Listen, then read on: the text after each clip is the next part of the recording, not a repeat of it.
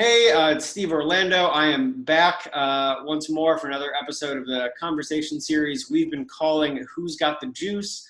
Don't ask me about the name, ask PM Spirits, my former employers and current friends who kept me going before I was my current self, a full-time writer, mostly in comic books, sundry other industries. Series where we just talk about folks and talk to folks from different fields, showing that there's a little more connectivity between the creative arts than we would expect before. So today, we're going to be talking to Ira Madison III, someone who I've known for a long time, but actually haven't caught up with in an equally long time. So, Ira, thanks for being here, man. Yeah, thanks for having me. Yeah, it is my pleasure. You are, all over the place. You're doing podcast content. You're doing scripted content. You have been moving out in a bunch of different directions, like sort of all of us do, especially now in this time when you got to innovate and diversify. I'm going to start off really quick and clean. Everybody who's watched this knows that I've had my own sort of strange journey to where I was at now, working full-time as a writer, being a lifeguard, going to college, getting an English degree, and thus needing a day job as soon as I was out of college. And eventually finding my way to the booze industry, which really kept me going until I was making a living off writing. Almost nobody does one thing, but I think almost everybody learns from everything they do. So where'd you start out at, and where are you at now? It's sort of similar. Not lifeguard, but I did go to grad school at NYU for dramatic writing. And so I was, I moved here right after and wanted a job in TV writing, screenwriting, but I did not get one for like 4 or 5 years at first. So like my first few jobs were, I was just like waiting tables and being a barista, mostly being a barista. I only waited tables once, and that was a nightmare. But he's mostly doing that, and then I got a day job working at BuzzFeed, and that is when I started doing like internet, like culture writing, that sort of content. There, GQ, Vulture, MTV News, Daily Beast, that kind of stuff, and that led me to the podcast, where I talk about the same kind of like cultural topics, but I do it just once a week in like a conversation with my two co-hosts. And from that is when I was able to jump into TV writing in like 2018 at this point. So like it's been sort of 3 years of doing the podcast and also working in like TV and film. So. No, right on. Now, and the podcast is the Keep It podcast, correct? For folks Yeah. who may be meeting you for the first time. The thing is, I'd be interested to know that it is largely a conversational podcast. I've listened to it, but you studied dramatic writing.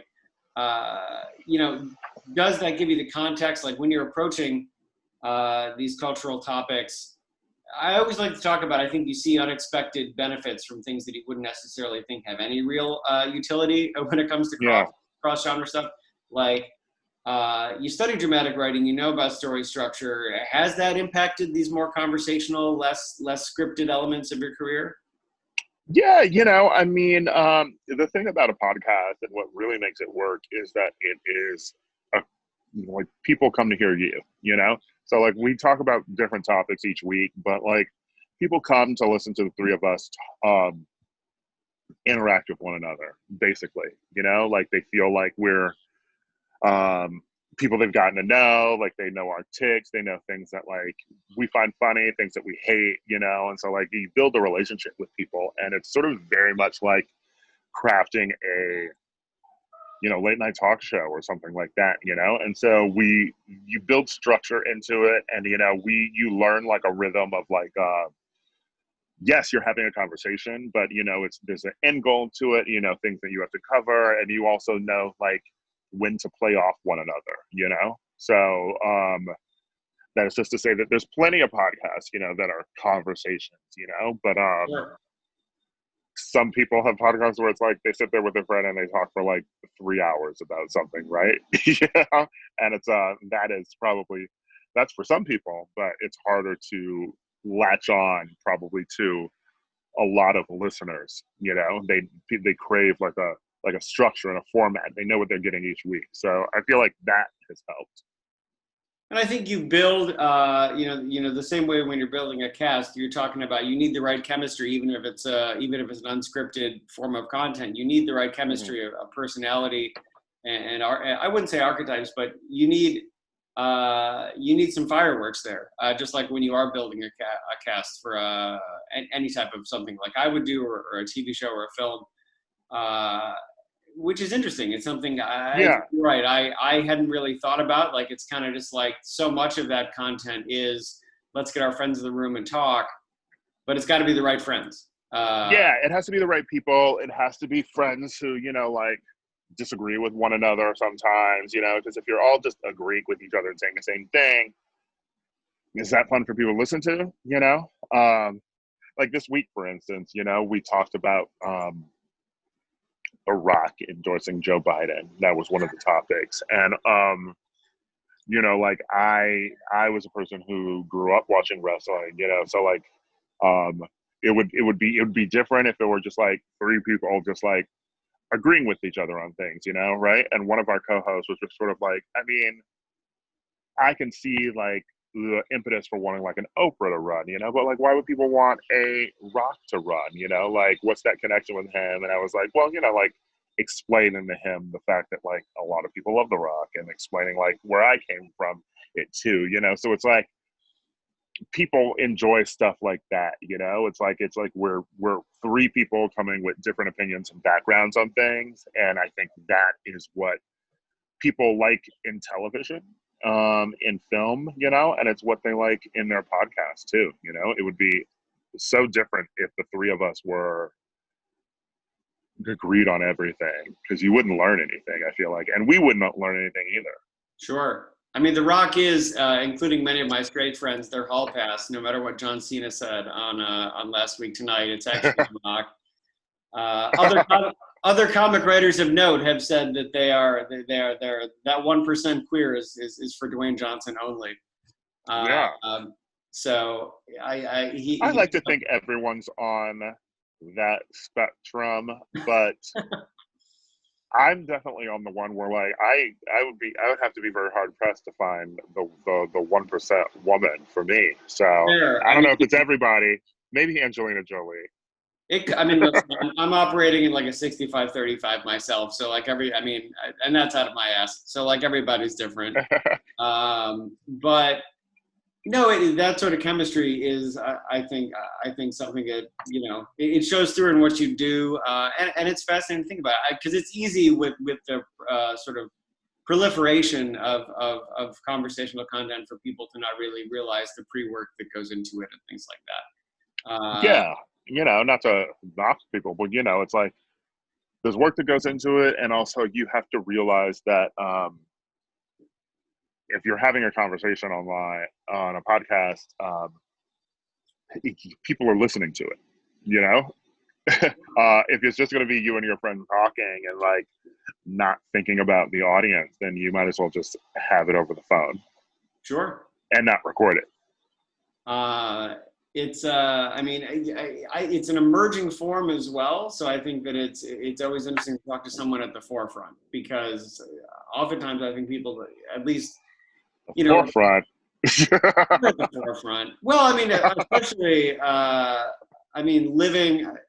Let me say this: your catchphrase has reached me around in social circles, not directly from you. So I would say you're on the tip of that ship. Whatever Titanic reference you want for that scenario. So you, as you said, you came up, doing one night of restaurant work, more barista work, and you went to grad school. I'm keen on that because, I think for me, my opinion of booze and spirits has definitely evolved. I was certainly one of those people that just sort of saw it as a means to an end. I had been to a party in my life, but as I got into the professional field, it became many more things than that. And by the way, if it's a bad day, sometimes you you still want to just kick back with a glass of something. But that said, when I was making my inroads in comics, it was also a conversation starter. It was also a way to sort of lock in a moment with someone in a way that, I mean, I found that cigars sort of function that way for me as well. But especially because I had been in the booze industry for 10 years before, get into comics, especially versus other forms of entertainment, telling people I knew about that, it was like telling them that I was a necromancer. They were immediately, I immediately had something to latch onto. So, you know, from when you were younger to now, how has your sort of relationship with booze evolved, both in the personal and then probably the professional setting too? Because obviously a lot of entertainment is experiential. It's a personality-based business. So I think having that foot in the door is important. I mean, listen, my first experience with liquor was high school. Definitely remember that I was like, oh, I should get used to like drinking like liquor, you know, like to hang out with people at parties. And so I remember stealing a Sky vodka bottle from a party, taking it home, and I kept it in my closet. And I would just like, when I'd come home, like after school or after like theater rehearsal or something, like I was watching like Buffy or Charmed or Dawson's Creek or whatever is on TV, right? I'm like getting myself like drink like fruit punch or something from the fridge and then like pouring Sky vodka in it. And it's so funny to think of back on that of like just me just like it's being drunk probably by like 8 p.m. Not knowing how I'm drinking liquor at all. And then that translates into college, you know, with like one of my first tastes of like a drink, a cocktail really was there's this girl, Jill, in our theater department in undergrad at Loyola Chicago who introduced me to weed too, because she was a weed smoker and she loved Di Serono, and she would always make amaretto sours whenever we were at her place. Like that was her thing. And so that was maybe like my first cocktail I'd ever had as a freshman in college.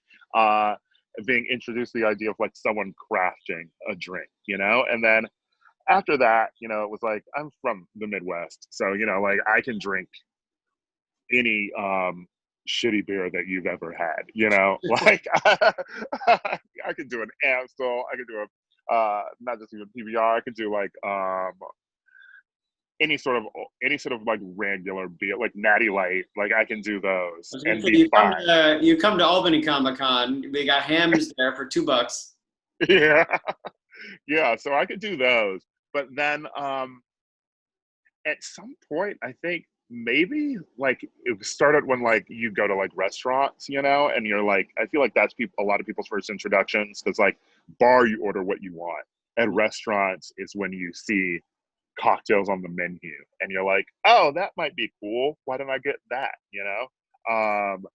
And then I started progressing into just a person who like liked going to restaurants. Like I'm like I hate the word foodie, but I like restaurants, I like food, you know? And like a lot of my trips that friends and I go on are when they're to different countries or things, like they're modeled around what restaurants are there, like that we want to go to, and like we have dinners planned. And so I just became a person who like would always I take photos of like the wine that we drink, or like look at the cocktail or whatever. You go to a nice cocktail bar, and so I sort of saved those. And I, within the past maybe 3 years or so, I've been like trying to become more of a person who's like buying specific spirits that I like trying to track down specific wines or champagnes or things that I like based on like, oh, I had this really nice Riesling at this restaurant in Germany, you know, like let me try and locate that and have it in my home so that I can continue to drink it, you know? No, absolutely. I mean, and you know, when we spoke before this, for as people are going to see, I sent you this. I sent you a schnapps which we're going to taste in a second officially. But the question is, like, how did you get to, I believe you had said sort of you were a vodka, you were generally a lighter spirit, a lighter color spirit person. I was a vodka person, definitely a vodka person. Tequila, mostly because my mom was a tequila drinker and drank margaritas all the time, and also drank like Crown Royal. So like there was that too, but not as much for me. I think it was college when I really got into drinking like a cognac or like a Hennessy or like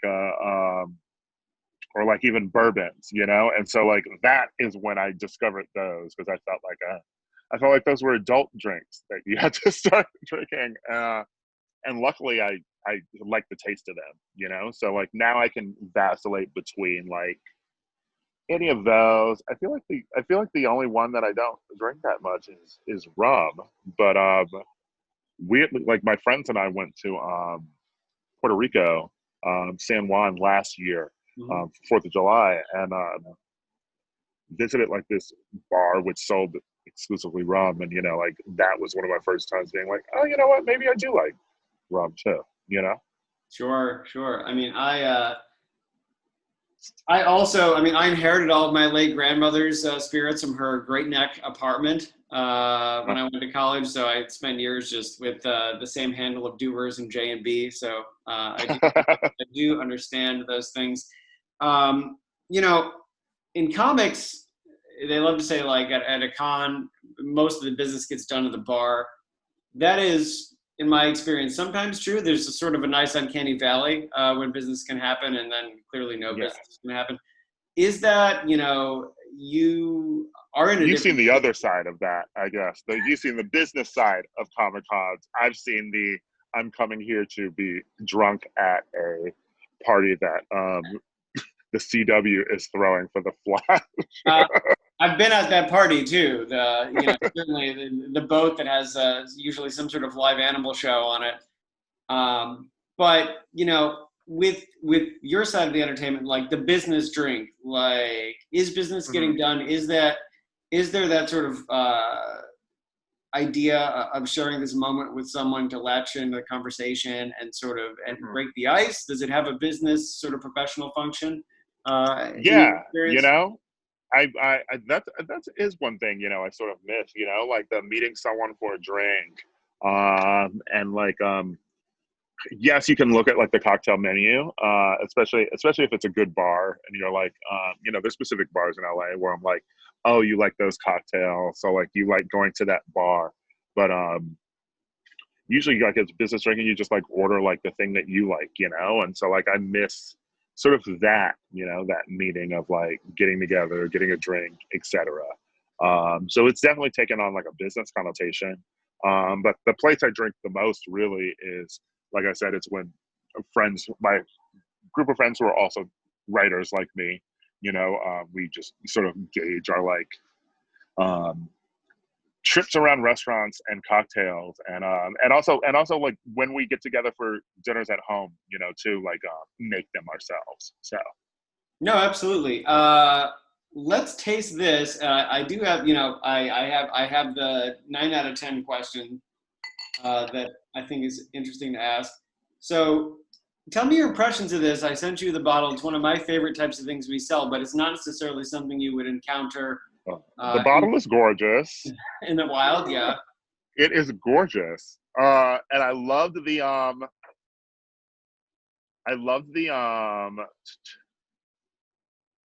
thing that came with it. You know, the whole. I mean, it felt very classy. It's.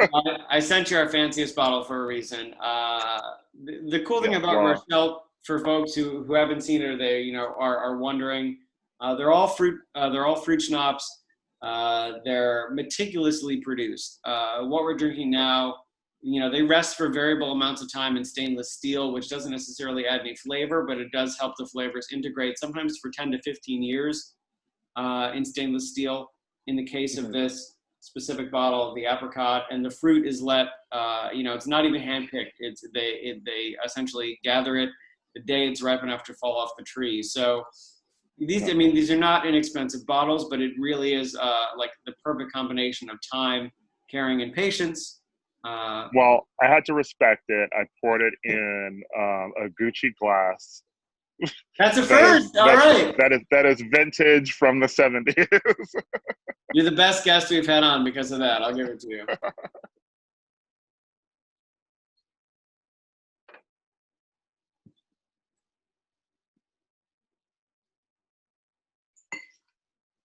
The Gucci glass is so baller. But yeah, now that I taste it, I mean, I'm interested in your impressions before my own because I know it. But to me, like it is so clearly apricot, almost with the whole experience of when you eat one. Yeah, it's I mean, yeah, you could not drink it and not know that it's apricot, right? And which is funny because I feel like the only apricot that I have lately is there's an apricot LaCroix. So I feel like that's the flavor. That's the flavor. That's the only apricot that I feel like I've really had in my life for the past few months. But it is a strong flavor that I like. I like the apricot flavor, and it's also the taste of like a schnapps, like a brandy. Like I love immediately how it just sort of like it stings the first time you taste it. It's warming. We say it's warming. Yeah. Yeah, okay. It's warming. Oh, word, I hear you. That's much better branding. I like how it does that, you know. But then it also I guess the warming works because you know, like once then it's warmed or warmed up. It's like I don't get that anymore when I taste it, you know. Yeah, no, I mean, I was really excited to send this to you. It's been like a perfect storm. I haven't found the right person to send it before you, just with what their interests were. And I'm definitely gonna buy it again. I'm gonna get it now. Well, and the interesting thing about like things like this now, and like trying to get into like trying to get more into spirits myself, you know, and just like stocking, like because now I have like a nice bar cart at home, and I'm in like and like putting different ones in different sections of the house. I like the concept of a spirit that, you know, like you go back to when you want, because I'm also a person who entertains.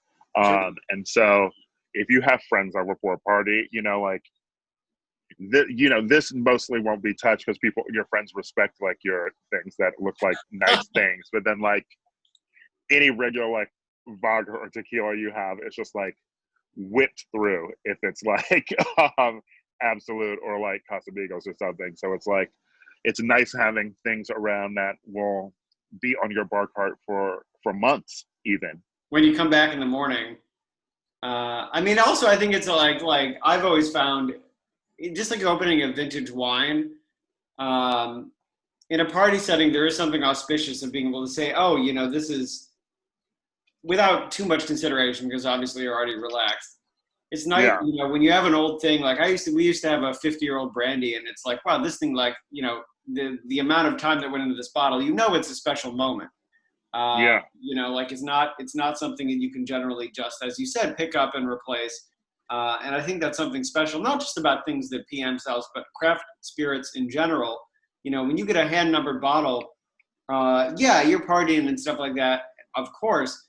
But people also know, like, when that stuff is gone, it's never coming back. There might be a new release, yeah. But it is a moment, you know, that you're sharing with someone, which I think is nice. Especially when you think about, I mean, older stuff. I mean, 15 years in a cask is pretty significant, and I think it's always nice to share with someone.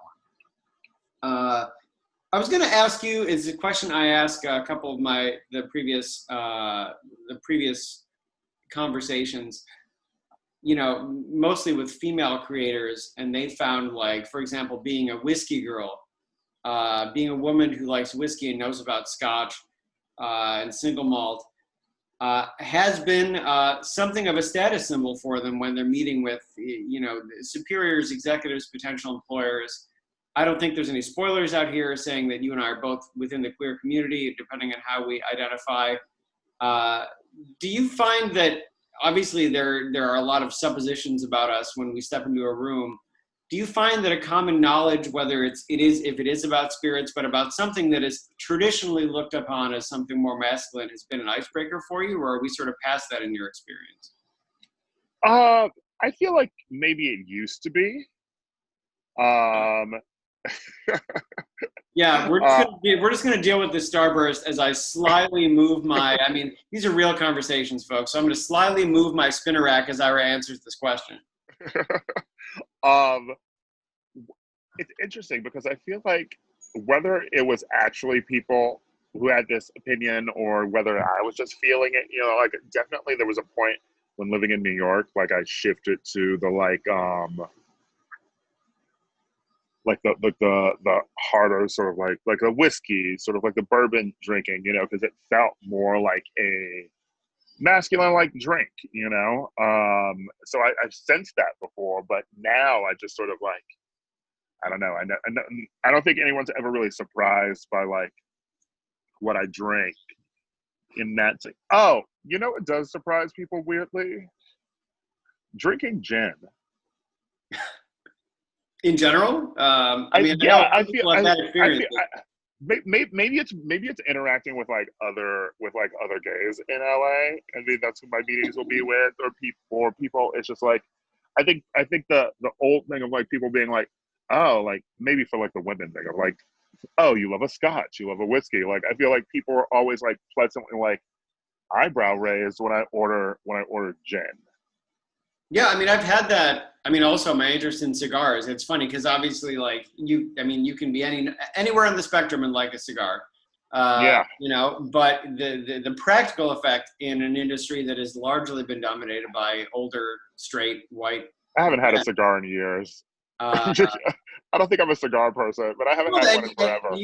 And you don't have to be, of course, but it has been like, oh, like Orlando can do that, and like there is that little, yeah, there is that idea, and I've hit that talking to other folks like my friend Shay, who's a previous conversation, works in animation, and there's a little bit of discussion of that, like, and it is interesting. I think in some cases, especially with past generations, that is something of a, yeah, it's something of an unspoken sort of password into the room, Yeah, I mean, gin for me happened after I went to London. Just because like they drink gin there all the time. Sure. And I had friends there who were drinking it. Yeah, and then I just became a person who, like I love my regular order now is just like a gin and tonic. Oh, for sure. I mean, I had a moment where I was trying to seem like I was some kind of way, and I was always doing Fernet and Coke, even though I've never been to Italy. I got family there, but I mean, I love the taste of Fernet, and it's so weird because there was a friend who used to work at a bar out here, and the owner of the bar, he now owns a different bar that's in West Hollywood, and sometimes I see him, and whenever we were there, he would always like make us do shots of Fernet, and I was like, I truly. Actually, you went to Chicago, so let me tell you, we'll do some real cultural archaeology here. What I like that no one else likes is fucking Malort. And every time you want to talk about having to drink something that most people hate, I genuinely don't think it's that bad. But every time I go to like C2E2 or any of the Chicago shows, there's not a single person I can get on board with that. Like I've almost lost friendships over having people try that. A spirit which, for folks who are not from the area, I've once saw reviewed as tasting like hot Band-Aids, but I would get it in your own review. Yeah, I think I had it once, and it was not for me, but I was also years ago. So maybe my taste buds have changed slightly. I mean, or the Malort changed. I found a producer making a high-end version, and most people said that was an oxymoron. But I'm just a passerby in the Midwest, despite my love for Chicago. But so I want to know before we wrap up. It's obvious that we're gripped in this ongoing global bastard here, and who knows when we're going to be out. I've watched PM actually be surprisingly successful because they've been able to build a brand for themselves and build a relationship with folks that are carrying the things outside of the norm and outside of the mainstream, and also continue to innovate. You know, we wouldn't be doing these conversations if we weren't trying to push in and get booze talk somewhere it normally isn't. So what I'm interested in is, you know, with where you are now, and tell folks a little bit about what's next. But also, what do you think is next after that? If we're stuck doing this for another year, you're creating content on a bunch of different platforms. I'm fascinated to think about where comics are going to be in 2021 if this is the norm. Where do you think your stuff is going outside of what we already know? Well, you know, one of the last shows I was working on is the show Q Force. It's an animated spy drama, animated spy comedy, created by my friend Gabe Liedman, who was a producer on Pen 15. Mike Schur's a producer. Sean Hayes is the voice. I do some voice in it, so that's fun. But it's animation, you know, and so that seems very COVID-proof. Sure. You know, you don't have to COVID test people if they're recording at home, you know, and so you don't have to be on set with people. So like that, I think we'll see a lot more animation in the world. You know, like I'm trying to work on some animation projects myself, and I don't know, like writers are still writing, you know, and I think right now we're still in a lovely place where my industry is like still like hiring people to write things, you know, on the hopes of that we will be able to film soon, you know. So like we're still in the middle of that bubble before maybe they realize that they can't film things right away, and then that dries up. But until then, I'm gonna keep trying to get money from people. But I don't know, you know. I have got it set in my mind that this is our normal for at minimum the next couple of years. And I think it's right to think that way, you know, and maybe be surprised, by the way, if we're wrong. But I think you're absolutely right. And animation, I think, like, yes, I think what I'm interested to watch with animation is sort of the this is a shitty phrase, but like the Overton window as it pertains to animation. Like, because I think there's certainly still, with people who are wrong, a perception of what can and can't be an animated show. But almost by necessity, I feel like that's going to change. Yeah. If we can't have live action, you're going to see people getting into it, both, you know, in front of the screens with what they're willing to watch and accept as animated content, and also probably behind the screens, both, you know, with live action acting potentially going away for a while. I think you're going to see more and more people wading into voice acting, and they maybe haven't done it before. Once we get the first animated, you know, Mad Men or Sopranos, then it's a wrap. You know, we'll keep getting them. If I can't see middle-aged Italian men having mediocre sex in animated form, then I don't really know what we're doing here. You know, I mean, like even like something like Into the Spider-Verse, right? Working as a movie, you know, and like feeling not like quote unquote animation in the way that people would assume like an animated like superhero show or movie is, you know, like I could see something like that like on TV every week and people would watch it. No, I think they will, you know, and I think that was a bulwark that a lot of people didn't expect. I mean, I know on my side, I've gotten people into watching that normally I could never cross over into that type of content, you know? Yeah. But it's so artful, it's so well done, and it's so authentic. You know, I think that you are going to see a bloom in that area. Maybe Americans are figuring out their own version of anime now. What is only 50 years behind? Right? That would seem standard for us. But look, Ira, thank you so much for talking to me. I'm making time. I know you're busy. I need to slip in my mention. I know you were soon to be out some Black Panther content, correct? Yeah, it's with Serial Box and Marvel. Serial Box is this company that does like it's a book, but you know, it's different chapters, so it's serialized, almost like we created almost like a TV room. I was the lead writer on it, and it's also voiced by William Jackson Harper from The Good Place. And so you can either read it or you can listen to it, but it's coming out in January. And it was a lot of fun to write. That's what's up. Certainly, people will be having their eyes on that. And whatever you do next, they'll be following the podcast. We just keep it. Let me wrap this up by saying, where can they get that? Wednesdays, wherever you listen to podcasts. Right on. And otherwise, man, continue to stay safe. Continue to overcome LA in this time of pandemic and fires. God love you. And thank you again for taking some time to talk to me. Thank you.